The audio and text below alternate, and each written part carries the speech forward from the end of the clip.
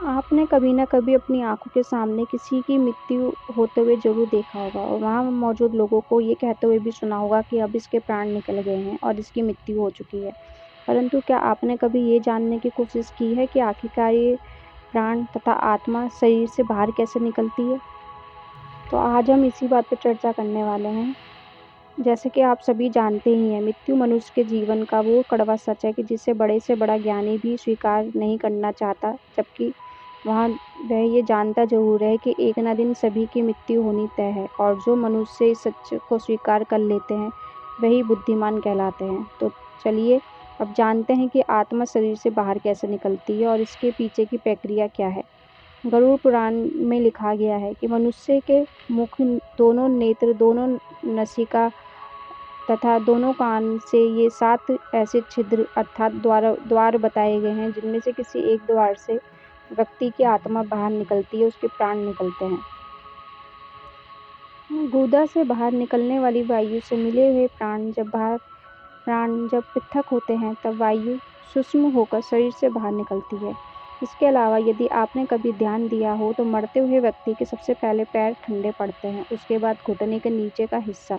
ऐसे करते ऐसे करते हुए उस व्यक्ति का पूरा शरीर ठंडा पड़ने लगता है, मानो जैसे ऊर्जा सिमट रही हो।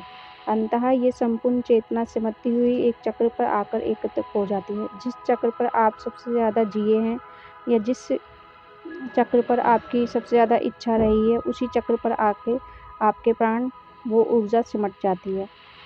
जैसे कि ध्वनियों की ऊर्जा मुख्य रूप से ज्ञान चक्र से निकलती है और उसके विपरीत जो लोग अपनी पूरी ज़िंदगी ध्यान से दूर रहे हैं और जिन्होंने अपना संपूर्ण जीवन खान-पान, सांसारिक सुख के लोभ में ही बिताया है, ऐसे मनुष्य के प्राण मणिपुर चक्र से निकलते हैं।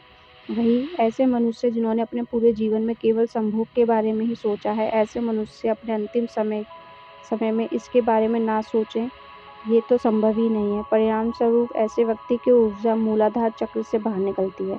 इसी के साथ जिन मनुष्यों का संपूर्ण जीवन ज्ञान के इर्द-गिर्द बीता हो, ऐसे मनुष्य की ऊर्जा विशुद्धि चक्र से निकलती है। ऐसे ही जो मनुष्य अंतिम समय में अपने इष्ट या गुरु को याद करते हुए प्राण त्यागते हैं, उनकी ऊर्जा आँखों से निकलती है और अंततः वे मनुष्य आते हैं जिनकी ऊर्जा सहस्रार चक्र से निकलती है।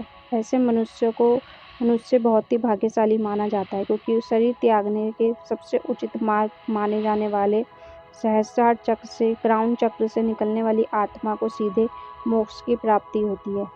इसी के साथ प्राण निकलने के संदर्भ में और भी बहुत सी बातों का वर्णन गरुड़ पुराण में मिलता है, जिसके अनुसार प्राण त्यागने के समय मनुष्य को अन्न सन त्याग अर्थात अन्न और जल का त्याग करना चाहिए और यदि वह विरक्त जमा हो तो उसे आतुर संन्यास ले लेना चाहिए। आतुर संन्यास से अभिप्राय है एक ऐसा संन्यास जो सांसारिक जीवन से दुखी होने पर जल्दी से ग्रहण किया जाता है। प्राण के गले तक आने पर जो मनुष्य मैंने संन्यास ले लिया ऐसा बोलता है, वह मनुष्य मृत्यु के बाद विष्णु लोक को प्राप्त होता है और ऐसे मनुष्य का जन्म अब दोबारा इस धरती पर नहीं होता है। जो व्यक्ति मृत्यु से पूर्व कथित सभी कार्य कर लेता है, मृत्यु के समय ऐसे व्यक्ति प्राण ऊपर के छिद्रों से सुखपूर्वक निकलते हैं। साथ ही योगियों के संदर्भ में गरुड़ पुराण में बताया गया है कि योगियों के प्राण तारू रंध्र से निकलते हैं। गरुड़ पुराण में शरीर से ईश्वर रूपी प्राण वायु के निकलने के बाद उस शरीर की तुलना एक ऐसे वृक्ष से की है जिसका आधार न होने के कारण वे गिर गया हो।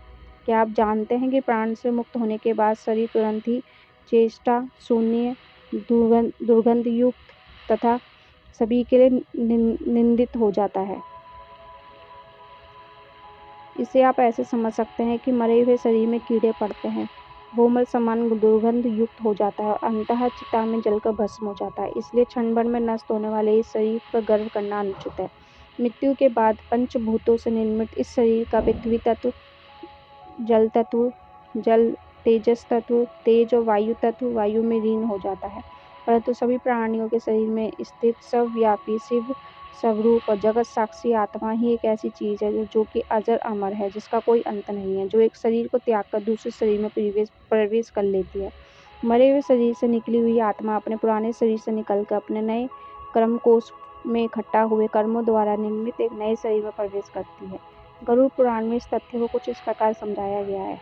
कि जैसे एक घर के जल जाने पर उसमें रहने वाले व्यक्ति जाकर दूसरे नए घर में रहने लगते हैं, उसी प्रकार आत्मा भी पुराना शरीर छोड़कर नया शरीर ग्रहण कर लेती है। तत्पश्चात उस आत्मा को लेने छोटी-छोटी घंटियों की माला से सुज्योति विमान को लेकर देवदूत आकाश में उतरते हैं।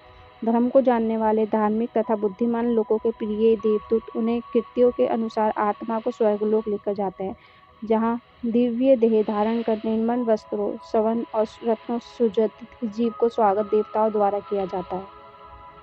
गरुड़ पुराण में इसके अतिरिक्त कुछ विशेष परिस्थितियों का वर्णन भी किया गया है, जिसके अनुसार वे व्यक्ति जिनकी मौत अचानक या हिंसा तरीके से होती है, ऐसे व्यक्तियों की आत्मा इन सब से कुछ अलग तरीके से अपना शरीर छोड़ती है। इसी के साथ ऐसे व्यक्ति जिनकी मृत्यु लंबी बीमारी के बाद होती है, तो इस दौरान उनके शरीर की ऊर्जा का क्षय तब तक बहुत कम हुआ होता है। इसी कारण ऐसी आत्मा शरीर छोड़ते समय काफ़ी दुविधा में होती है। इसलिए ऐसी आत्मा का किसी भी अंग से निकलना निश्चित नहीं होता। तो आज की वीडियो में हमने बात करी कि मनुष्य के प्राण किस तरीके से निकलते हैं या किस प्रकार उसकी आत्मा नए शरीर को धारण करती है। अगर अभी तक की वीडियो आपको पसंद आई हो तो लाइक, कमेंट, शेयर ज़रूर करें और चैनल को अगर अभी तक आपने सब्सक्राइब नहीं किया है तो चैनल को सब्सक्राइब ज़रूर करें। अभी तक की वीडियो देखने के लिए आप सभी का धन्यवाद है। आप सभी को जय माता की, जय गुरुवर की।